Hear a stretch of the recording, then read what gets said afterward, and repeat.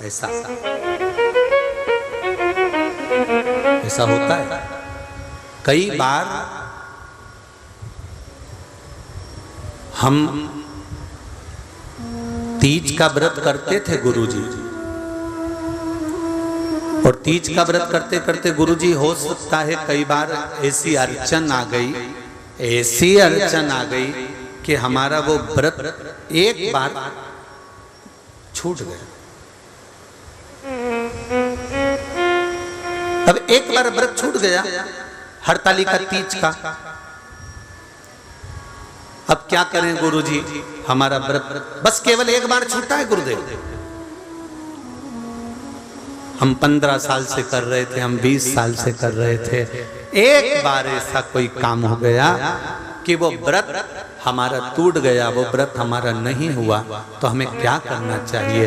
हरतालिका शिव महापुराण की कथा कहती है, भूलवश कारणवश किसी कार्य से अगर एक व्रत बीच में कभी बाई चांस किसी कारण से रह गया है तो हरतालिका शिव पुराण कहती है फिर एक काम करिए, अगला व्रत जब करें तो उस समय पर कोई भी शिव जी का एक जोड़ वस्त्र, सौभाग्य नारी का, सुहागन नारी का एक जोड़ वस्त्र, सौभाग्य की बांस की पिटारी, उसमें सौभाग्य की सामग्री रखकर शिव जी के मंदिर में जाकर पूजन कर कर वापिस आकर फुलेरा का दर्शन कर कर, फुलेरा शिव जी का पूजन कर कर वो सौभाग्य सामग्री किसी गरीब ब्राह्मण को जिसको जरूरत है वस्त्र आदि की, या जो ब्राह्मण पूजन करा रहा हो आपके यहाँ, वो ब्राह्मण जन को तिलक कर कर दक्षिणा के साथ उसे प्रदान कर दे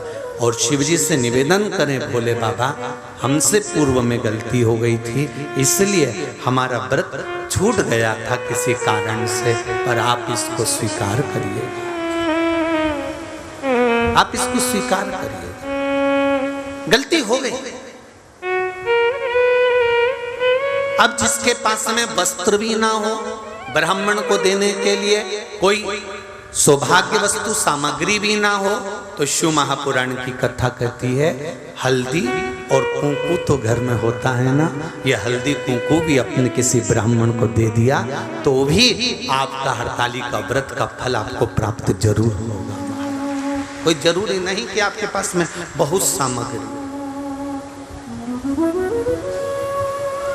ये जरूरी नहीं।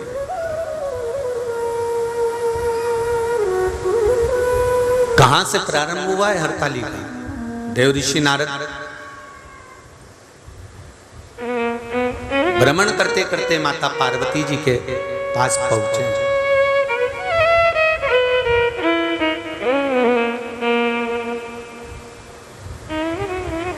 और माता पार्वती जी को देखा देव ऋषि नारद ने, बहुत देर तक एक केंद्रित होकर देव ऋषि नारद देख रहे हैं माता पार्वती जी। जिन माता पार्वती जी के भाग्य का गुणगान देव ऋषि नारद ने करा था कि इनको ऐसा पति मिलेगा, नग्न वेशधारी, भस्मी रमाने वाला, जटाजूट बांधने वाला, मृग चर्म पहनने वाला, जब देव ऋषि नारद बारंबार कर रहे हैं कि इनको ऐसा पति मिलेगा, तो पार्वती जी की माता मैनावती ने तो कह दिया था कि मैं बेटी का ब्याह नहीं करूंगी। हिमालय राज ने कह दिया हम भी ठीक है हमारी बेटी को घर में रख लेंगे, पर ऐसे लड़के के साथ बेटी नहीं ब्याहेंगे जिसके साथ में हमारी बेटी को जिंदगी भर दुख रहे।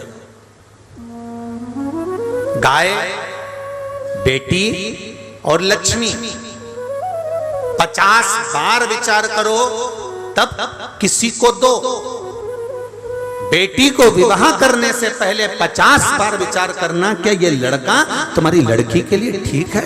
क्या ये लड़का तुम्हारी बेटी के लिए ठीक है?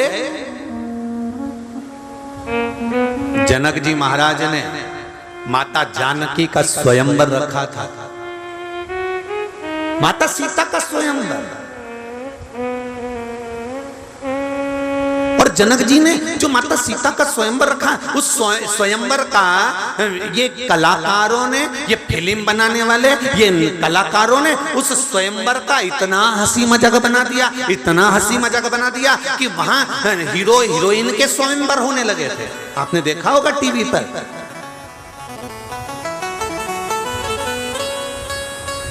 और स्वयंवर होने के बाद में उनसे शादी भी हो गई, कहीं का जीत भी गया तो,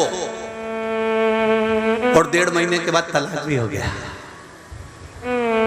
अब देखिए जरा, जब तुमने जानकी जी से इसकी होड़ करी है, जब तुमने राम जी से इसकी होड़ करी है, जब तुमने इसकी होड़ माता जानकी और राघव जी से करी है, मेरे राम जी से करी है, तो सीता राम जी ने इतना दुख माता जानकी को आया तो भी वो राम से दूर नहीं हुई। इतना दुख राम जी से आया पर राम जी सीता से दुख दूर नहीं हुए।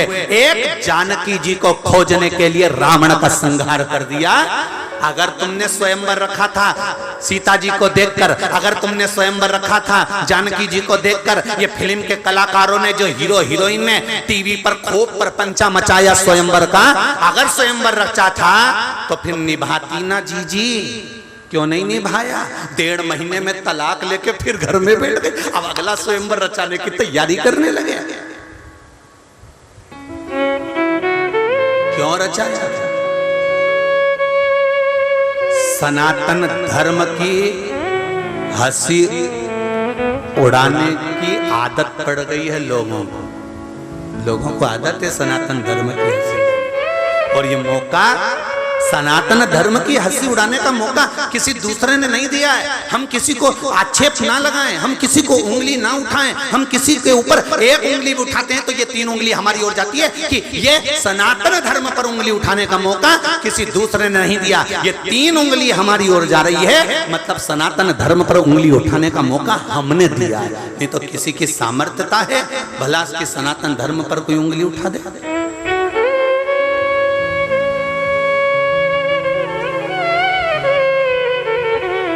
उन्होंने टीवी पर स्वयंवर रचा और आप बिल्कुल टाइम पे 8 बजे टीवी खोल के बैठ गए। अब देखेंगे अगला क्या बोलती, क्या अब देखेंगे। और युवान छोरा छोरी देखे तो चल जाए, डोकरा डोकरी भी के लगा स्वयंवर लगा, डोकरा डोकरी भी बैठे बस स्वयंवर देख। पर किसी एक ने एक पत्र लिखकर नहीं भेजा कि ये कौन सा प्रपंच रचा कर रखा है तुमने सनातन धर्म पर हंसी उड़ाने के लिए? ये कौन सा उपहास उड़ा रहे हो तुम? किसी एक ने पत्र नहीं लिखा, सब टीवी खोल खोल कर देखते रहे, सब देखे।